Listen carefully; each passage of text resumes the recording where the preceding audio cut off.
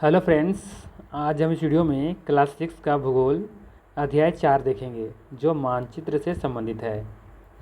इस वीडियो में हम मोस्ट इम्पोर्टेंट प्रश्नों को डिस्कस करेंगे और ये छोटा सा टॉपिक है, ज़्यादा इसमें क्वेश्चंस नहीं होंगे। जो भी क्वेश्चंस होंगे उसको मैंने लिया है।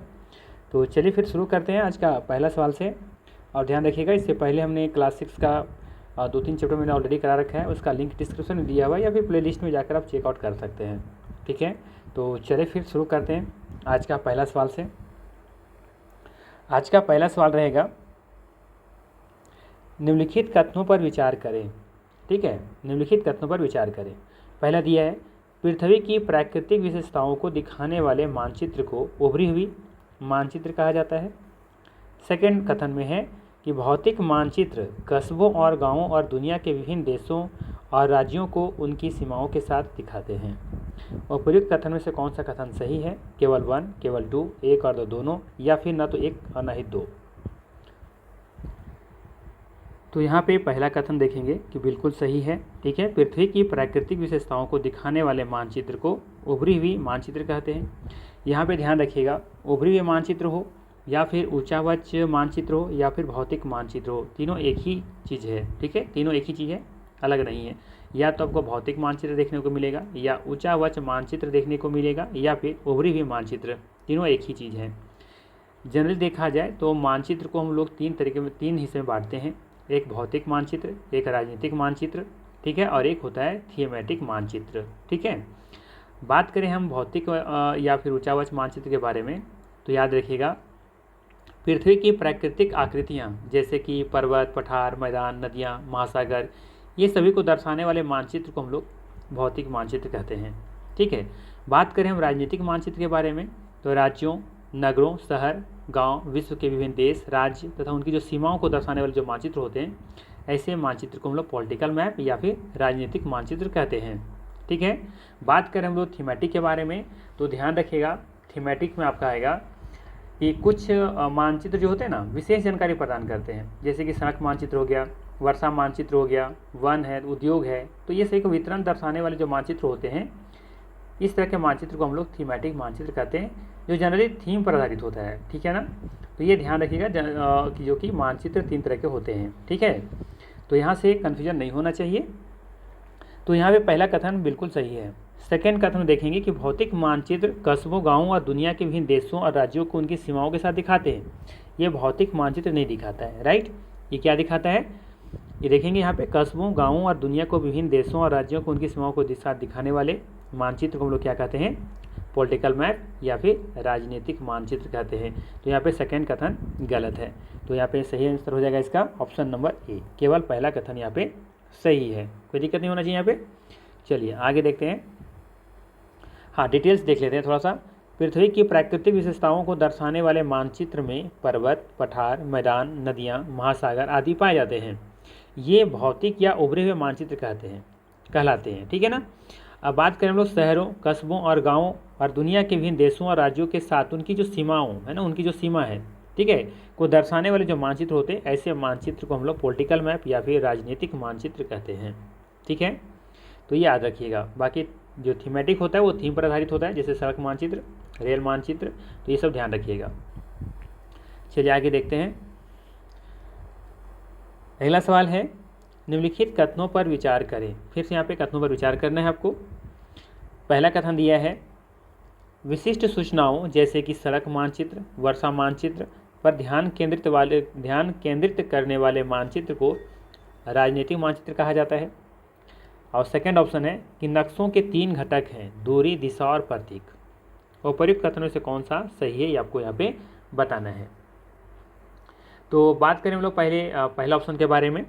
ठीक है, तो दिया है, विशिष्ट सूचनाओं जैसे कि सड़क मानचित्र, वर्षा मानचित्र पर ध्यान केंद्रित करने वाले मानचित्र को राजनीतिक मानचित्र कहते हैं? नहीं, इसे क्या कहते हैं? इसे कहते हैं थीमेटिक मानचित्र। ठीक है, राजनीतिक मानचित्र तो ये सीमाओं को दर्शाता है ना, कि कितना एरिया में फैला हुआ है। ठीक है, तो यहाँ पे ये क्या हो जाएगा? गलत हो जाएगा। ठीक, बात करें हम नक्शा के 3 घटक होते हैं, दूरी, दिशा और प्रतीक, तो ये बिल्कुल सही है। किसी भी नक्शे में 3 प्रमुख घटक होते हैं। कौन कौन? एक दूरी होता है, एक दिशा होता है, एक प्रतीक होता है। कहने का तात्पर्य है कि किसी भी मैप में आप देखेंगे कि एक तो डिस्टेंस होता है, एक तो डिस्टेंस होता है, दूरी होता है, जिससे कहना होता है कितना दूरी पर है या ये बिंदु पर कितना दूरी पर है, और एक होता है डायरेक्शन, है ना। डायरेक्शन मतलब कि इस तरीके से उत्तर पूरब पूरब उत्तर पूरब, ठीक है, उत्तर पूर्व पूरब पश्चिम, इस तरीके से डायरेक्शन होता है। और साथ साथ में प्रतीक भी देखेंगे कि इंपॉर्टेंट होता है, किसी भी चीज़ को दर्शाने के लिए हम लोग प्रतीक का प्रयोग कर लेते हैं, ठीक है। जैसे नदी वगैरह का, नदी को देखेंगे इस तरह से दर्शाया जाता है नीला कलर से, ठीक है। पेड़ पर्वत को दिखाने के लिए कुछ अलग तरीके से दिखाया जाता है। तो इस तरीके से प्रतीक भी किसी नक्शे का घटक होता है, ठीक है। तो दूसरा कथन सही है। तो यहाँ पे जो सही आंसर हो जाएगा वो हो जाएगा आपका बी ऑप्शन केवल 2, ठीक है। चलिए आगे देखते हैं। अच्छा, इसको डिटेल्स देख लेते हैं थोड़ा सा। डिटेल्स में कह रहा है कि विशिष्ट सूचनाओं पर ध्यान केंद्रित करने वाले कुछ मानचित्र जैसे कि सड़क के नक्शे, वर्षा के नक्शे, जंगलों के वितरण को दर्शाने वाले नक्शे, उद्योग इत्यादि को विषयगत मानचित्र के रूप में जाना जाता है, यानी कि थीमेटिक, इसी को कहते हैं थीमेटिक। तो ध्यान रखिएगा, थीमेटिक इंग्लिश वर्ड है, हिंदी से कहेंगे तो विषयगत मानचित्र। इन मानचित्रों में दी गई जानकारी के आधार पर, यहाँ पर आधार होना चाहिए था, आधार पर उपयुक्त शीर्षक दिए गए हैं। मानचित्र के 3 घटक होते हैं, दूरी, दिशा और प्रतीक, ठीक है। चलिए आगे देखते हैं।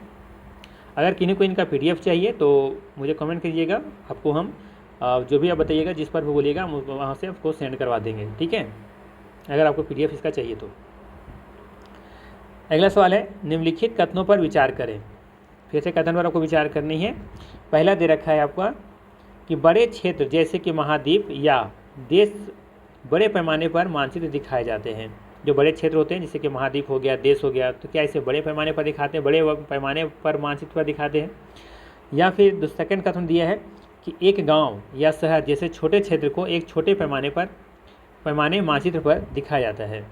तो यहाँ पे आपको याद रखना ये है, कॉन्सेप्ट में बता दे रहा हूँ, इसका रीजन कुछ और हो सकता है, बट कॉन्सेप्ट आपको ये बता दे रहे हैं कि अगर बड़ा क्षेत्र है, अगर बड़ा एरिया वाली बात हो रही है, देश, महाद्वीप, वर्ल्ड, ये दिखाना है तो हम लोग क्या करते हैं, छोटे पैमाने का इस्तेमाल करते हैं।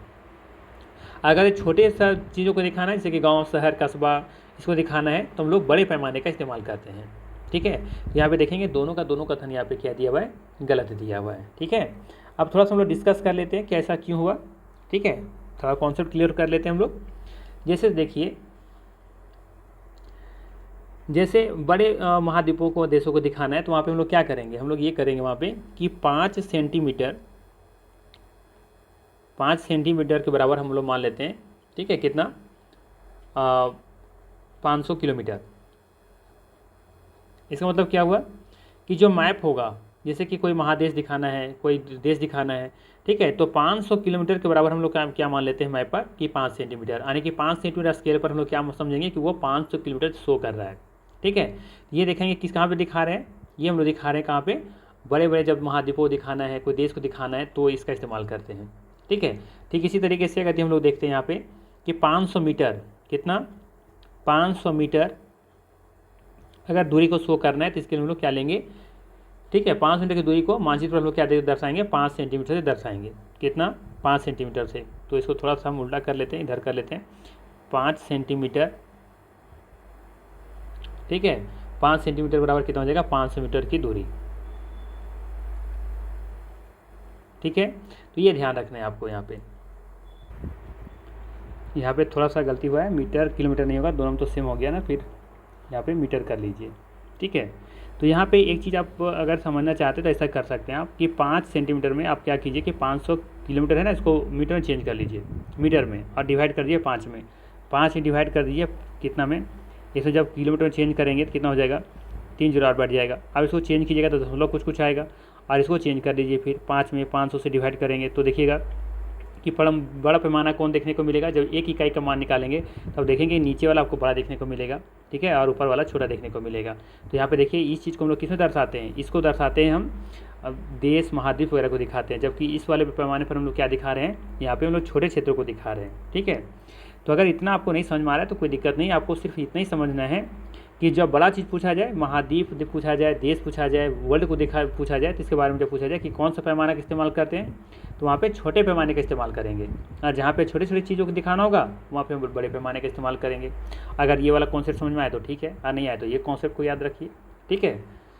हमको तो सिर्फ एग्जाम क्रैक करना है इसी तरीके से, ठीक है। चलिए आगे देखते हैं। यहाँ पे देख सकते हैं डिटेल्स थोड़ा सा कि पैमाना जमीन पर वास्तविक दूरी और नक्शे पर दिखाई गई के बीच का अनुपात है, ठीक है। जैसे यहाँ पे देखेंगे कि जैसे कि 5 सेंटीमीटर के बराबर कितना है, 500 मीटर है। ऐसे काट देंगे तो कितना निकल जाएगा, 100। तो 1 सेंटीमीटर के बराबर कितना है अनुपात हम लेके चल रहे हैं, 1 के बराबर कितना है, 100 के बराबर, ठीक है। यानी 1 होगा तो उसका अनुपात कितना होगा, 100 होगा। अगर 5 है तो 500 हो जाएगा, 10 हो जाए तो 1000 हो जाएगा। तो इस तरीके से बोल रहा है यहाँ पे कि पैमाना जमीन पर वास्तविक दूरी और नक्शे पर दिखाए गए बीच का क्या होता है, एक अनुपात होता है। जब महाद्वीपों या देशों जैसे बड़े बड़े क्षेत्र को एक कागज़ पर दिखाया जाना हो तो छोटे पैमाने का नक्शे का उपयोग किया जाता है। जब गांव या कस्बे जैसे छोटे क्षेत्र का कागज़ पर दिखाना होता है तो बड़े पैमाने पर मानचित्र का उपयोग किया जाता है।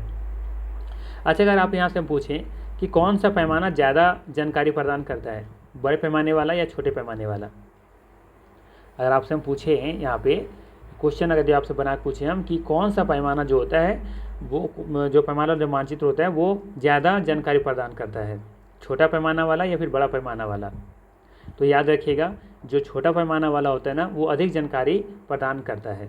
बड़ा पैमाने वाला मानचित्र आपको ज़्यादा आपको जानकारी प्रदान नहीं करेगा। जैसे कहने का मतलब है कि आप ग्लोब लेते हो, ठीक है, तो ग्लोब में हम लोग क्या करते हैं, वो पूरा पृथ्वी को उसमें दिखा के रखें।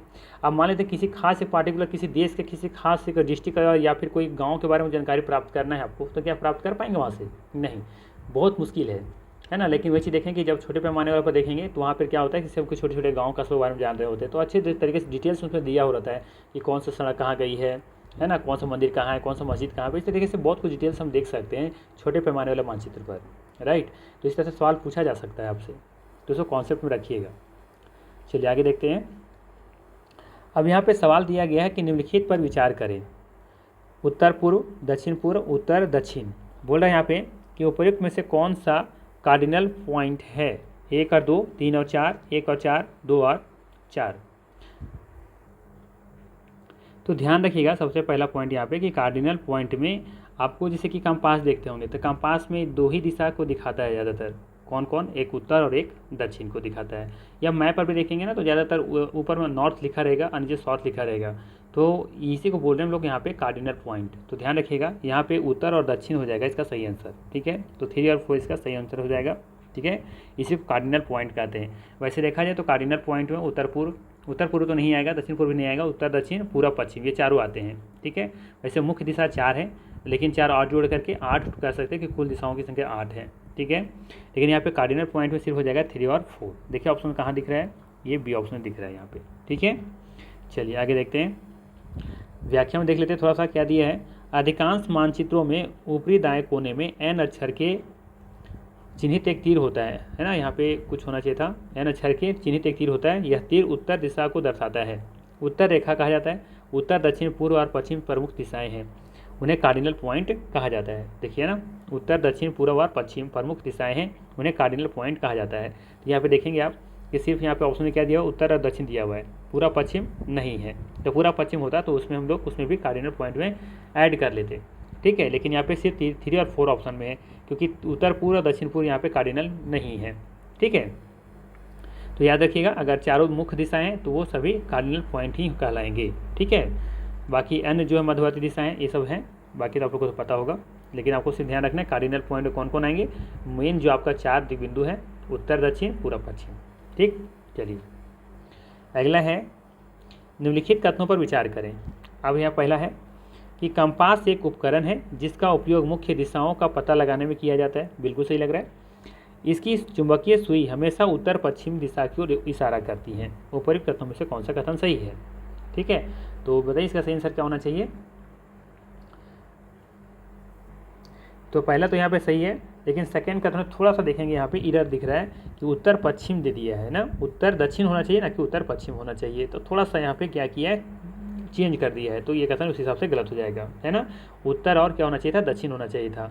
इस दिशा को हमेशा देखोगे इशारा करते रहता है चुंबकीय जो सुई होता है, मैग्नेट जो होता है, ठीक है। तो यहाँ पे पहला कथन सही दिख रहा है, तो सही आंसर हो जाएगा पहला ए। नेक्स्ट है, खास नहीं है, देख लीजिएगा, ठीक है। चलिए निम्नलिखित कथनों पर विचार करें। पर्वत पीला से दर्शाते हैं, पठार को भूरा रंग से दिखाते हैं, मैदान को हरा रंग से दिखाते हैं। आपको बताना है यहाँ पे उपयुक्त में से कौन सा सही ढंग से मेल खाता है, केवल 1, केवल 3, 2 और 3, या फिर उपयुक्त में से सभी। तो यहाँ पे ध्यान रखना है कि ये जो नीला रंग का प्रयोग किया जाता है उस किसके लिए किया जाता है, जल के लिए। ठीक है, ध्यान दीजिएगा, जल के लिए किसका प्रयोग किया जाता है, नीले रंग का प्रयोग किया जाता है।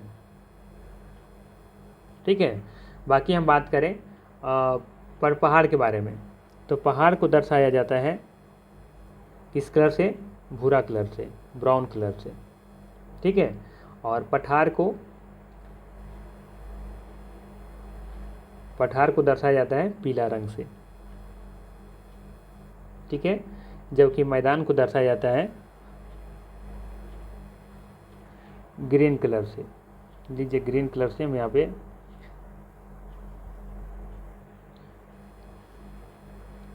दिखा देते हैं। ठीक है, तो ये याद रखना है, जल को नीला कलर से, पहाड़ को ब्राउन कलर से, पठार को पीला कलर से, जबकि मैदान हरा कलर से। अब मैच कर लीजिए, देख लीजिए कहाँ पे कौन सी दिख रहा है। पर्वत पीला, तो पर्वत हमने कहा कि पर्वत जो है वो आपका ब्राउन कलर होना चाहिए, गलत है। पठार भूरा कलर, ये भी गलत है। पठार किसी क्या होना चाहिए, पीला कलर होना चाहिए। मैदान हरा, तो ये सही दिख रहा है। तो यहाँ पे सी थर्ड जो ऑप्शन है वो सही दिख रहा है, तो सही आंसर हो जाएगा आपका यहाँ पे बी, केवल बी। ठीक है, तो ये था मोस्ट इम्पोर्टेंट जो कि किसी भी एग्जाम में पूछा जा सकता है। बाकी यहाँ पे कुछ और क्वेश्चन हमने लिए जो कि इजी क्वेश्चन है, तो इसको भी थोड़ा सा आंसर देते जाइए क्या होगा। बाकी से देख लीजिएगा डिटेल्स। ठीक है, पढ़ लीजिए, वीडियो को पॉज कीजिए, पढ़ लीजिए, कोई बड़ा चीज़ नहीं है। चलिए, आसान सा सवाल है, वृक्षों के वितरण को दिखाने वाले मानचित्र हैं। अगर यहाँ तक मेरा 6 क्वेश्चन जो था, अगर अच्छे से लेक्चर सुने होंगे, ध्यान से समझे होंगे, तो इस यहाँ पे जो भी 10-15 क्वेश्चन होंगे आसानी से आप आंसर दे सकते हैं। वृक्षों के वितरण को दिखाने वाले मानचित्र को क्या कहते हैं, भौतिक मानचित्र कहते हैं, थीमेटिक मानचित्र कहते हैं, या फिर राजनीतिक मानचित्र कहते हैं। तो जैसा कि हमने कहा कि सड़क मानचित्र हो, वर्षा मानचित्र हो, वन है, उद्योग है, इन सभी को वितरण को दर्शाने वाले मानचित्र को हम लोग क्या कहते हैं, थीमेटिक मानचित्र कहते हैं, या फिर विषयगत मानचित्र कहते हैं। ठीक है, तो ऑप्शन नंबर यहाँ पे बी बिल्कुल सही होगा। ठीक है, चलिए आगे देखते हैं। नीले रंग का इस्तेमाल किसे दिखाने में किया जाता है। नीले रंग का इस्तेमाल किसके दिखाने में किया जाता है, जलाशय को, पर्वत को, या मैदान को। तो सही आंसर हो जाएगा यहाँ पे जलाशय। ठीक है, जल को हम लोग नीला रंग से दिखाते हैं। ठीक है ना, चलिए आगे देखते हैं। नेक्स्ट है, दिक् सूचक का उपयोग किया जाता है। प्रतीक होना चाहिए था, प्रतीक को दिखाने के लिए, मुख्य दिशा का पता लगाने के लिए, दूरी मापने के लिए, उपयुक्त में से अधिक होगा, इनमें से कोई नहीं होगा। सही आंसर हो जाएगा यहाँ पे मुख्य दिशा को पता लगाने के लिए हम लोग दिक् सूचक का प्रयोग करते हैं। ठीक है, कंपास जिसे कह सकते हैं आप। ठीक है ना, चलिए नेक्स्ट है, जिसका हमेशा जो नीडल होता है हमेशा उत्तर और दक्षिण की तरफ शो कर रहा होता है, और खासकर जो रेड पॉइंट होता है उस नीडल में भी वो आपको उत्तर की तरफ हमेशा शो करता है। ठीक है ना, चलिए नेक्स्ट है, पैमाना आवश्यक है किसके लिए, मानचित्र के लिए, रेखा चित्र के लिए, या फिर प्रतीकों के लिए, या फिर उपयुक्त में से एक से अधिक के लिए, या फिर उपयुक्त में से कोई नहीं। यहाँ पे सही आंसर होगा आपका मानचित्र के लिए। ठीक है, यहाँ पे आपका एक मन में सवाल आ सकता है कि रेखा चित्र भी हो सकता है क्या, बिल्कुल नहीं। रेखा चित्र जो होता है ना वो यादाश्त के लिए बनाया जाता है, या फिर हम कह सकते हैं ये जो रेखा चित्र होता है ना ये बिना पैमाने की सहायता से खींचा जाता है, उसे हम लोग रेखा मानचित्र कहते हैं। जैसे देखे होंगे ना बच्चे लोग ये ड्राइंग करते हैं तो कुछ इस तरीके से रेखा खींच देते हैं, है ना, या फूल पौधा लगा देते हैं। तो इस रेखा चित्र जो होता है उसके लिए पैमाने की कोई आवश्यकता नहीं होती है। राइट, तो यहाँ पे जो सही आंसर है वो है मानचित्र। चलिए आगे देखते हैं। अगला सवाल है आसान सा, डिस्कस कर चुके हैं इसके बारे में। निम्नलिखित में से कौन सा मानचित्र के घटक नहीं है, दूरी, दिशा, प्रतीक। तो देखेंगे यहाँ पे तीनों जो है वो मानचित्र के घटक हैं, तो सही आंसर हो जाएगा यहाँ पे उपर्युक्त में से कोई नहीं। ठीक है, दूरी, दिशा, प्रतीक ये सभी देखेंगे मानचित्र के प्रमुख घटक हैं। नेक्स्ट है, दिक् सूचक की चुंबकीय सुई की दिशा हमेशा खालिस्तान दिशा में होती है। इसका आंसर जस्ट अभी पहले बताया ना, क्या होगा, सही आंसर हो जाएगा इसका उत्तर से दक्षिण। ठीक है ना, चलिए आगे है, निम्नलिखित में से कौन सा कथन सत्य है। ठीक है, पहला दिया यहाँ पे कि पृथ्वी की प्राकृतिक आकृतियों जैसे कि पर्वत, पठार, मैदान, नदियाँ, महासागर इत्यादि को दर्शाने वाले मानचित्र को भौतिक या ऊंचा उच्च मानचित्र कहते हैं। बिल्कुल सही, यही तो पढ़ रहे हम लोग शुरू से। बी में दिया है, राजीव नगरों, शहर तथा गाँव पर विश्व के लिए देशों का राज्यों तथा उनकी सीमाओं को दर्शाने वाले मानचित्र को थीमेटिक मानचित्र कहा जाता है। यहाँ पे कुछ और होना चाहिए था, ठीक है, राष्ट्रीय होगा कुछ शायद।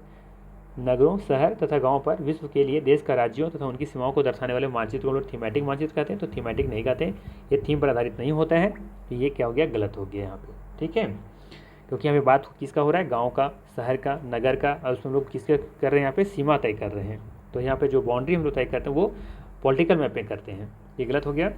बात करें सड़क मानचित्र, तो वर्षा मानचित्र, वन तथा उद्योग आदि के वितरण दर्शाने वाले मानचित्र तो हम लोग क्या कहते हैं, राजनीतिक मानचित्र कहते हैं? नहीं, इसे राजनीतिक मानचित्र नहीं कहते हैं, इसे हम लोग क्या कहते हैं, थीमेटिक। ये थीम पर आधारित है, ठीक है, चाहे वर्षा हो, चाहे सड़क हो, चाहे वन है, चाहे उद्योग है, ये सब को जो वितरण हम दर्शाते हैं मानचित्र पर, इसे हम लोग थीमेटिक मानचित्र कहते हैं या फिर विषयगत मानचित्र कहते हैं।